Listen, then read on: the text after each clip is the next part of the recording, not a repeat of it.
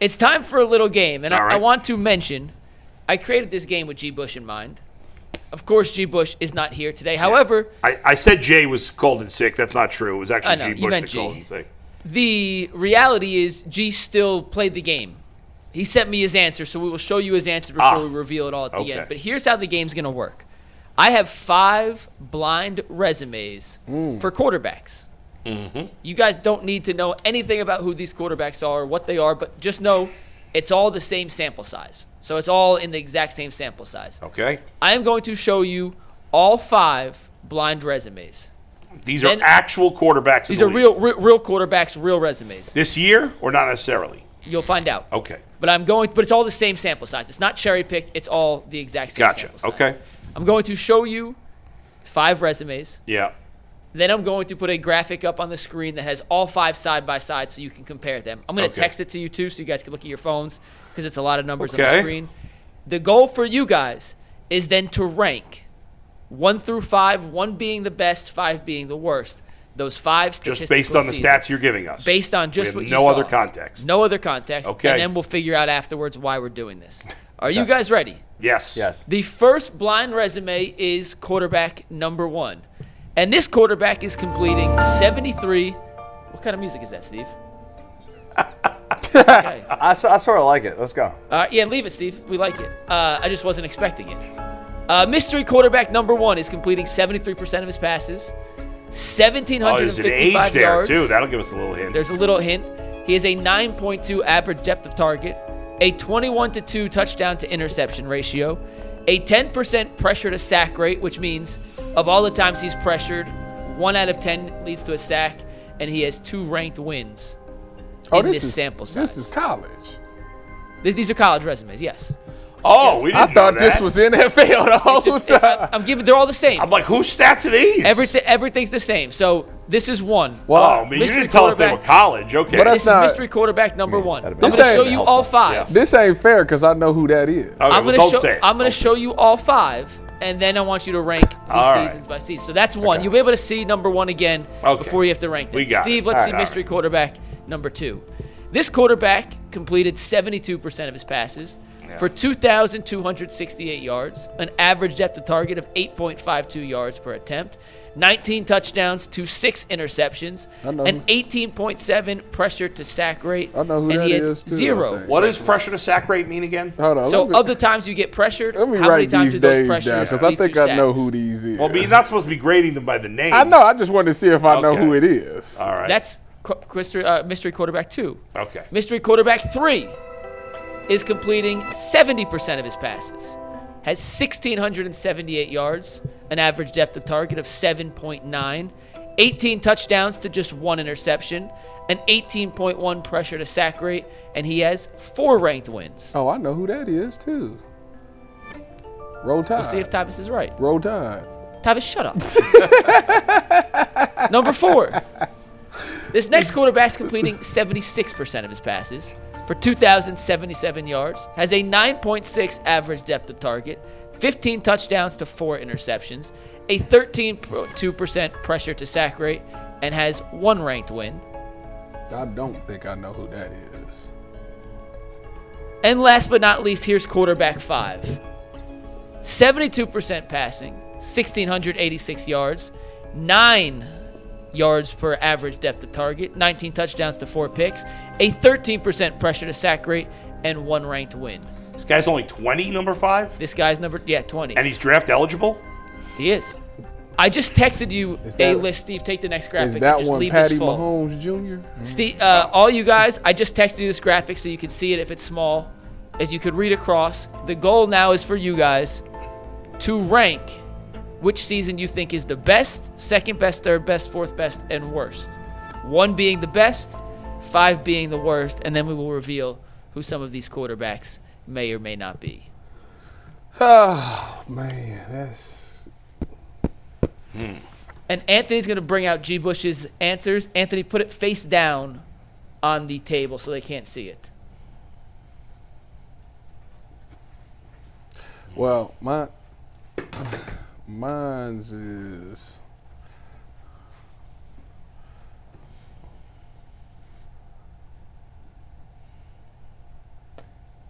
Do that. This is so hard. That's the point. You'll see where we're getting to this, Dustin. There's no right or wrong answer. There's no right or wrong answer. There's absolutely no right or wrong answer.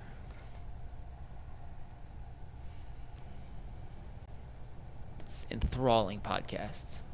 All right, I've got my results. Hold on, I ain't there yet. What their team looks like, who they're playing. We're only doing it on the information. You're getting just based off the sick part is I know like 3 out of the 5. So like it's literally.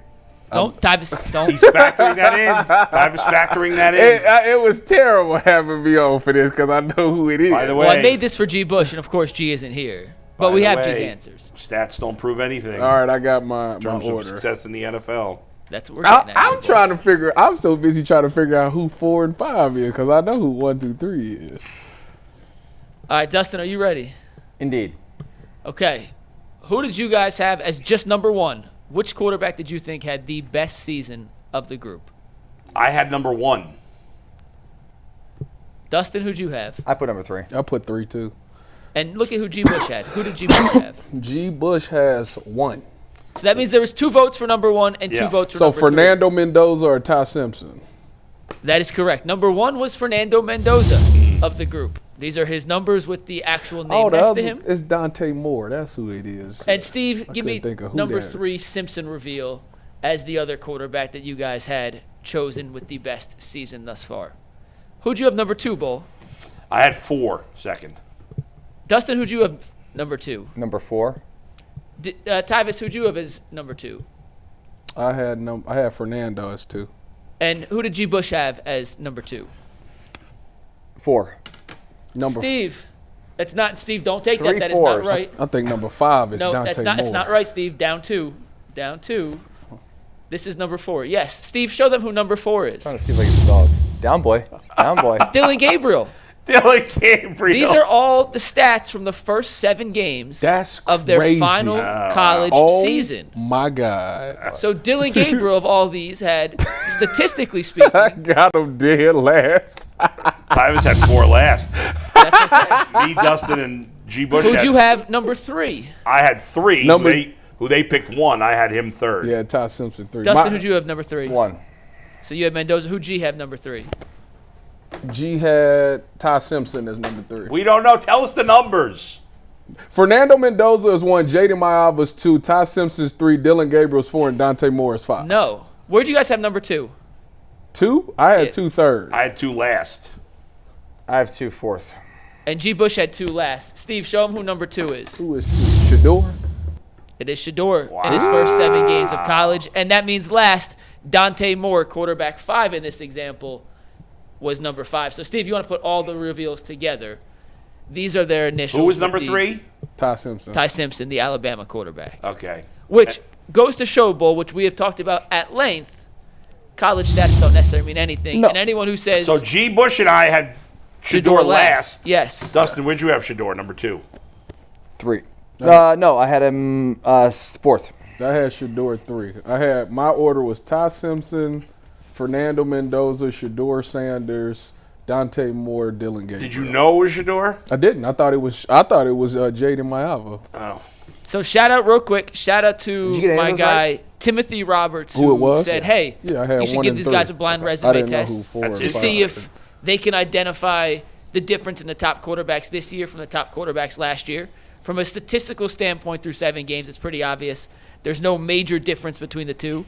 Both to your point, college stats do not necessarily translate to the pros at all. What you do in 7 games in college does not necessarily mean you're going to be a high-level NFL quarterback or not. Right. And most importantly, and this is a shot at Steve Becker, who says none of these college quarterbacks in 26 are doing anything of matter. Yeah. Guess what? Steve's out of his mind. Statistically Well, speaking, Steve is the resident quarterback expert. some of them are having better seasons than some of the guys who were drafted last year. So, I feel bad I had Dillon wast. Why are you so bad? Why? hey, why do you feel bad? Blind numbers, dude. Because that's crazy, because he might be last. He What number could is he? potentially end Yeah. up being last. He was 5. He was number 4. Or 4. In the Oh, so I had him 2nd. Isn't that funny? We looked at I had him 2nd. why. I wonder why you guys looked at the first guy the same way and we looked at it differently. But what was G. Bush's order? 1, 4, 3, 5. G. Bush and I had the exact same order. which was Mendoza, Gabriel, Simpson, Dante Moore, Shedeur. Yeah. I don't even. I'll be honest. I don't even know who Dante Moore is. It's crazy. He's the Oregon quarterback. It's crazy. That's how out to lunch I am on college. Because you got Dillon Gabriel got the largest average depth of target. Is that what that is? Yes. So and the bold is the highest of the group, which is funny because Ty, he does have the highest average depth of target, and we keep talking about him. Well, somebody literally called in to the post-game show and was like, the dude doesn't even throw the ball down the field. He said, I watched him in college, and he doesn't even throw. And I was like, you sure you watched him at Oregon? Because I watched him against Ohio State the first game. That's what he watched. He was lighting us up down the field. Does any of this surprise you, Bull? I know you're not a big college football fan and observer. So when you see these kind of laid out like this, does any of it kind of surprise you in any context? No, not really. I guess not. I know that Sean King is very high on Simpson. He likes him the most. Yeah, I like Ty Simpson too. I picked him to be the Heisman winner right now. He's not buying Fernando Mendoza. See, I'm not either. And I don't know what it is about the dude. How is it, by the way, again, I fully admit I don't pay attention to college football. I only watch Ohio State when they play somebody worth watching, and that's only happened once so far this year.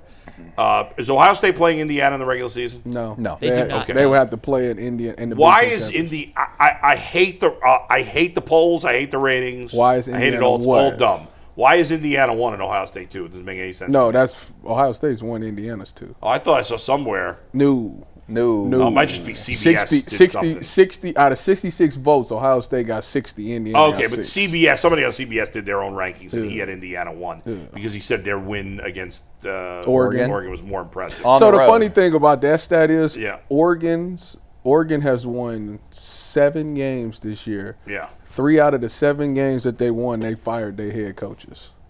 Oh, really? So how many UCLA? So how many really? Nobody really thinks Indiana could beat Ohio State, right? That's not a thing, is it? Yes, they could. Are we pretending? No. I know nothing about college football, but I know that Indiana will not beat Ohio State. They probably won't, but they could. Is their coach seems like a real D-bag, is he? He's like an Urban Meyer. He's crazy, yeah. But he's a damn good coach. He reminds me of Urban. He's a cocky guy from PA. Yeah. Who has had to earn his way to this job. All right, I respect that.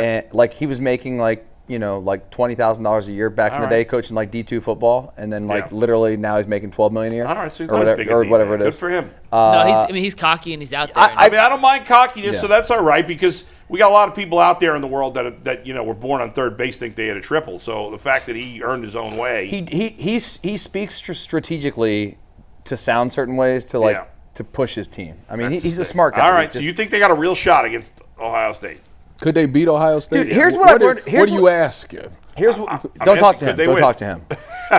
So he's saying you're biased. No, I'm not. No, I'm not. You do know I just did it. I literally just did Indiana last week. I was really gonna give my honest, unbiased opinion. Well, first off, you just said it's crazy that you think that I would give my unbiased opinion. Bro, you love Ohio State. That's fine, but if you ask me a question about Indiana versus, I would give my unbiased opinion. All right, give me your unbiased opinion. Let's go. Can Indiana beat Ohio State?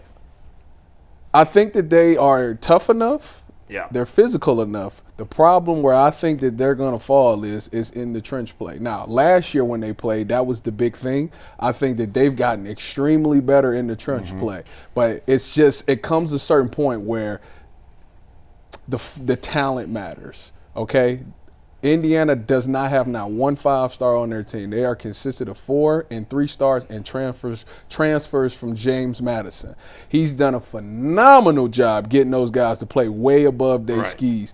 I just think when you talk about Ohio State, that talent part comes in. Now, don't get me wrong. Elijah Surratt and Omar Cooper Jr., beast. That's one of the best duos in the Big Ten. Easily. And I think they're going to go on to have some really good careers. Running back by committee, that Kaylon Black and that Roman Hemby, if you go up against Roman Hemby, you better bring it because he dropping his shoulder. My issue is him. Sure. And then on the secondary, they do a great job of getting takeaways. I think they're 6th in the country at getting interceptions and things like that. So it's all there.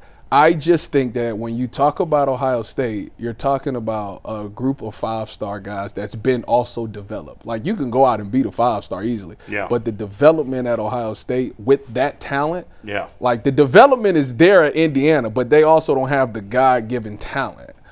And I think that is where the difference comes in.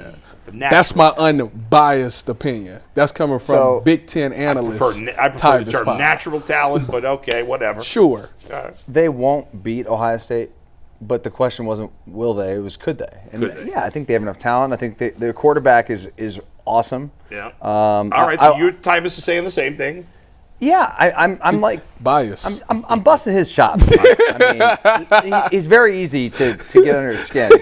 So it's crazy. I would give my bias if he said don't ask him. This guy over here, young buck.